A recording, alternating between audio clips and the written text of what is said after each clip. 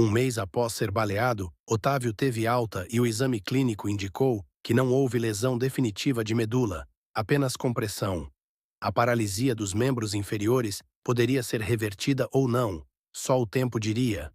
Ficaria mais uma semana na capital e depois iria para o sul, a fim de iniciar os exercícios de fisioterapia. Os pais acompanharam todo o drama junto à cabeceira do filho e iriam com ele para o sul, onde permaneceriam até que o tratamento se encerrasse. O sítio, na região serrana, estava entregue ao tio de Otávio. 3 dias antes da viagem de Otávio para o sul, Vicente, em sua visita diária, disse ao amigo: "Estive com a Bárbara. Como aconteceu com todos os envolvidos criminalmente na Operação Polvo, a justiça manteve a prisão preventiva até o julgamento. Ela está na carceragem da Polícia Federal." Otávio moveu a cabeça na direção de Vicente e olhou firmemente nos olhos do amigo. Não piscava e tinha o semblante circunspecto. Depois de alguns instantes, desviou o olhar. Vicente continuou: "Pois é, pediu para convencê-lo a procurá-la na Polícia Federal. Estive lá e conversamos um pouco. Ela não quer que você viaje sem antes lhe falar." Otávio movimentou a cadeira de rodas até a janela, esticou o pescoço como se quisesse enxergar alguma coisa fora do apartamento, o que não era verdade, apenas procurava disfarçar o desconforto que sentia. Por fim falou: "Não tenho nada para falar com ela. Espero não a ver jamais. Desculpe-me, Vicente. Pediria que não tocasse mais no nome dessa mulher." Otávio demonstrava firmeza na decisão. Vicente caminhou em direção ao amigo, colocou as mãos nos seus ombros, por cima do encosto da cadeira de rodas, e argumentou: "Entendo a mágoa, é compreensível, mas não acredito que lhe vá fazer mal uma pequena conversa. Novos fatos poderão vir à luz. Vale a pena tentar. Não há nada a perder." Vicente voltou para o sofá e sentou-se. Ficou aguardando a palavra final do amigo. Otávio posicionou-se próximo a ele e disse: "Nada que ela diga poderá modificar o que sinto, isto é, desprezo e revolta. É como se tivesse sido apunhalado pelas costas. Vou insistir, poderá ficar pior do que está agora? Talvez possa. E se ela usar de hipocrisia? Acho-a capaz de qualquer vilania. Atualmente, a imagem da Bárbara não tem nada a ver com aquela mulher maravilhosa que idealizei. Idealizei sim, a mulher maravilhosa não existia. Desarme-se. Continue sendo o Otávio magnânimo que aprendi a admirar. Deixe que o apanhe amanhã para conduzi-lo ao presídio." Vicente estava disposto a convencer Otávio. Otávio passou as mãos pela cabeça, trançou os dedos na nuca, fazendo pressão de encontro ao pescoço, gestos comuns em ocasiões de tensão, respirou fundo e balbuciou: "Está bem, eu vou." Às 9 horas, Vicente despediu-se sorridente. No dia seguinte, no pátio da carceragem, Vicente deixou Otávio ao lado de um banco de madeira, protegido do sol por uma pequena árvore, e disse: "Vou aguardar sentado naquele banco junto ao muro, assim ficarão mais à vontade." Enquanto esperava, Otávio ficou imaginando como Bárbara deveria estar. Provavelmente envelhecida pelo sofrimento, envergonhada por ter sido desmascarada, humilhada por estar presa, mal vestida e sem pintura. Há algum tempo, poderia sequer pensar em vê-la sem a maquiagem costumeira, sem as roupas caras e de tão bom gosto. Encontrava-se perdido nessas conjecturas quando pressentiu que alguém se aproximava. Levantou a cabeça e deparou com ela parada em frente à cadeira de rodas. Não trajava roupa de presidiária. As vestimentas eram próprias, mas simples. O rosto estava limpo, sem qualquer pintura. Um pouco mais magra, porém mantinha o porte, a beleza e a ternura. Não estava envelhecida, nem aparentava vergonha ou humilhação. Faltava apenas o sorriso lindo que costumava iluminar os olhos verdes. Fitaram-se até que Otávio baixou os olhos com a finalidade de demonstrar desprezo. Bárbara sentou-se, ajeitou os cabelos, balançou a cabeça da forma que tanto lhe cativava e falou: "Obrigada por ter vindo. Cheguei a temer que não atendesse o meu pedido. Seria horrível se fosse embora definitivamente sem que lhe pudesse falar." Bárbara esforçava-se para manter a calma. Era visível a intenção de Otávio em mostrar-se indiferente. Olhava em todas as direções, menos para ela. Continuou. Está sendo muito difícil transmitir-lhe tudo que está preso aqui dentro, sufocando-me. Colocou as mãos sobre o peito. Repeti para mim mesma, dezenas, centenas de vezes, o que deveria estar dizendo, mas no momento só tenho vontade de abraçá-lo, cobri-lo de beijos, até saciar este carinho todo que está guardado bem fundo para você. Fez uma pausa, passou discretamente as pontas dos dedos abaixo dos olhos para que ele não notasse as lágrimas que teimavam em escorrer, e prosseguiu. Não precisa se preocupar, não tenho o direito de abraçá-lo e muito menos de beijá-lo. Certamente afastar-me-ia e fugiria. Tenho consciência da gravidade do que aconteceu. Calou-se por uns instantes. Otávio não tinha a menor intenção de falar, condicionara-se para ouvir. Bárbara procurava as palavras adequadas, receava que uma colocação mal feita fizesse que ele perdesse a paciência, desistisse de ouvi-la, e ela, que esperara tanto pela oportunidade de justificar-se, não queria jogar fora essa única chance. Emocionada, continuou. Otávio, eu o amo de verdade. Fui fraca, reconheço, deveria ter-lhe contado tudo antes que fosse descoberto. Mas temi que tal procedimento colocasse nossas vidas em risco. Sei que você deve estar pensando. Mais risco do que acabei correndo. Agora é menos difícil visualizar o que seria melhor naquela ocasião. É sempre assim, depois do fato consumado, todos nós temos as melhores soluções. Controlou os soluços com alguma dificuldade e prosseguiu. Da mesma forma, não é difícil deduzir qual o conceito que firmou sobre mim. Uma mulher sem escrúpulos, que coloca a ambição acima dos valores morais. Mulher que, para ter conforto e status, envolve-se com um dos piores crimes, talvez o pior, aquele que transforma crianças e adolescentes em verdadeiros trapos humanos. Jovens são aliciados quando em formação, no momento em que estão vulneráveis às tentações, iniciando então uma viagem sem retorno para as drogas. E demonstrando mais firmeza. Tenha certeza de que nestes dias transcorridos desde a minha prisão, não tenho feito outra coisa senão me censurar.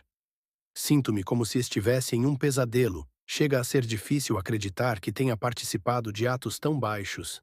É degradante. Reconheço ser muito difícil alguém me absolver. Nem eu mesma me absolvo. Hoje, depois desse terremoto que destruiu minha vida, tenho essa visão.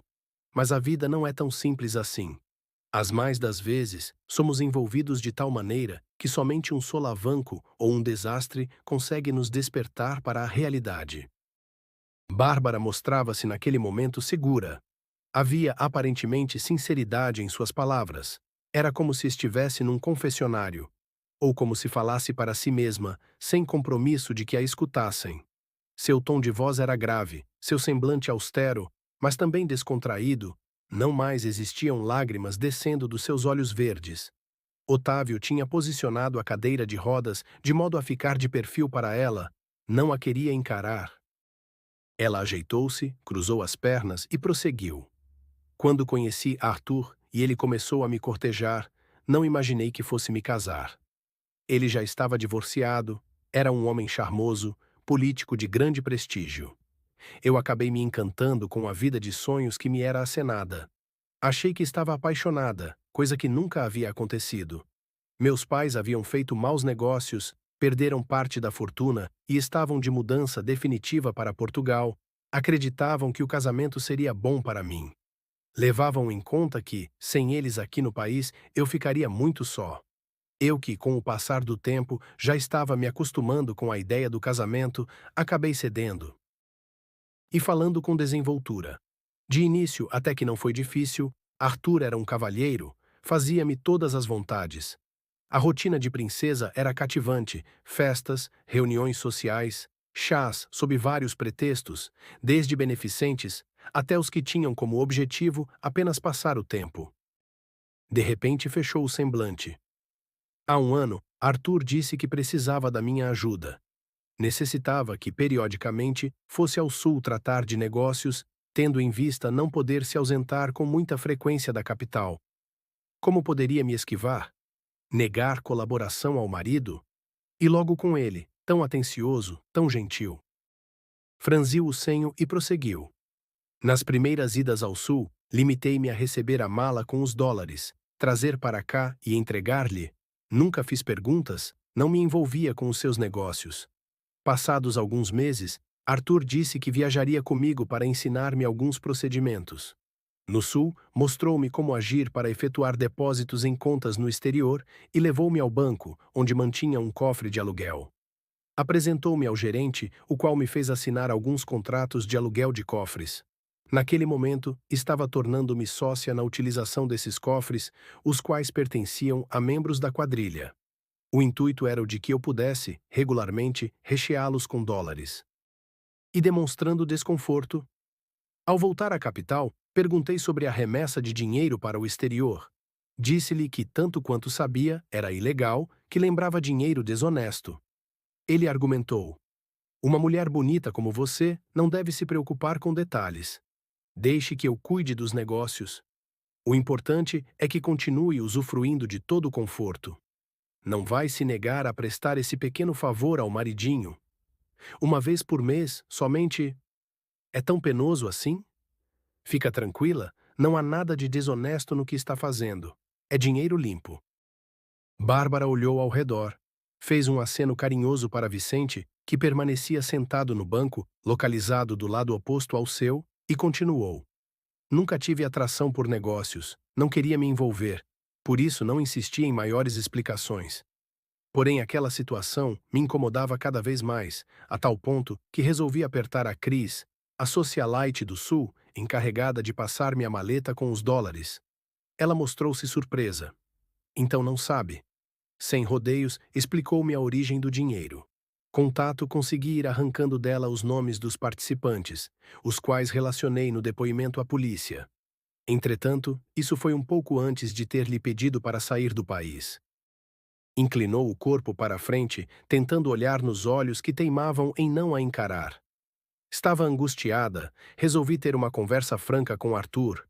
Disse-lhe que me negava a continuar participando, tendo em vista estar a par das atividades marginais das quais ele era o chefe. Falei também que queria o divórcio logo. Enfatizei que, à vista dos fatos que já eram do meu conhecimento, sentia-me desobrigada a aguardar as eleições para concretizar o divórcio. Ele sorriu e disse: você é muito ingênua, minha querida. Está mais enrolada do que imagina. Enumerou as razões, mais que coerentes, pelas quais deveria ficar muito quieta e fingindo que a nossa vida continuava um mar de rosas. Amedrontei-me e, de posse de alguns detalhes que consegui descobrir, sugeri a você que deixasse o país. E voltando a se emocionar, quando o conheci, ficou claro que não havia me apaixonado por Arthur nem por ninguém. O que senti por você foi avassalador. Eu, que me julgava uma mulher fria, incapaz de me apaixonar efetivamente por alguém, de repente via-me participando de encontros às escondidas e, para minha surpresa, sem nenhum constrangimento ou remorso. Foi lindo. Já com os olhos marejados, não era compatível com o meu comportamento até então, porém me absolvi. Tinha sido espontâneo, tão gratificante. Era uma nova Bárbara, fruto de um amor esperado, idealizado.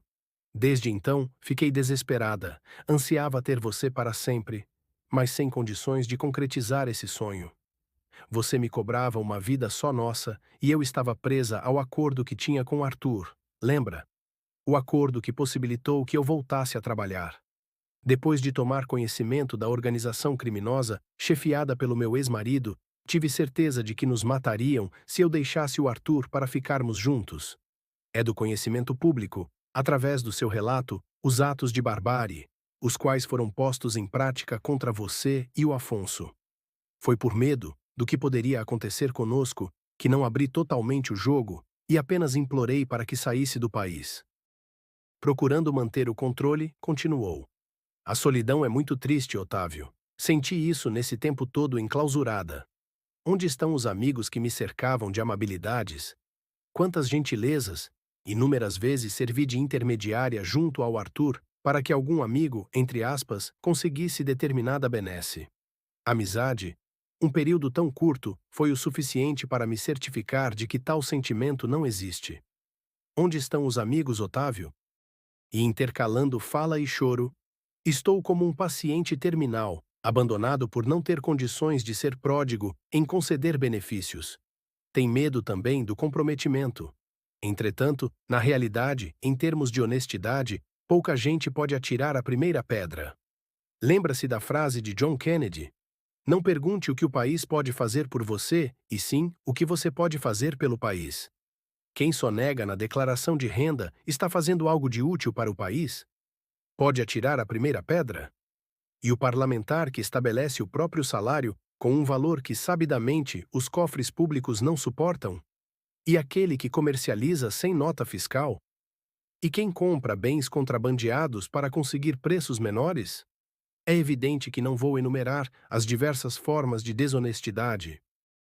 Houve uma pausa, os dois ficaram perdidos em recordações até que Bárbara, mais controlada, voltou a falar. Não tenho o direito de pedir-lhe que me perdoe. Você é um homem de princípios rígidos. De qualquer forma, não queria perder a oportunidade de contar-lhe toda a verdade.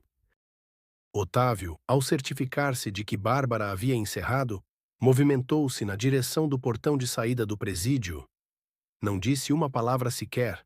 Ela ficou imóvel, sentada no banco, olhando a cadeira de rodas deslizar mansamente.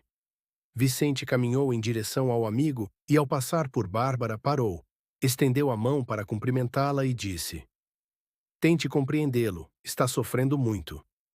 Ela levantou-se, apertou a mão de Vicente, beijou-o no rosto e disse: Ele nunca entenderá, ninguém pode entender. Perdi-o para sempre. Otávio é tudo para mim. Deveria estar tomada pela revolta, por ter sido vítima de uma circunstância que não era compatível com os seus princípios e com a sua vontade. Mas o sentimento predominante era o amor. O amor que, tinha certeza, deveria ser sufocado, tendo em vista estar claro que Otávio não mais iria querer vê-la.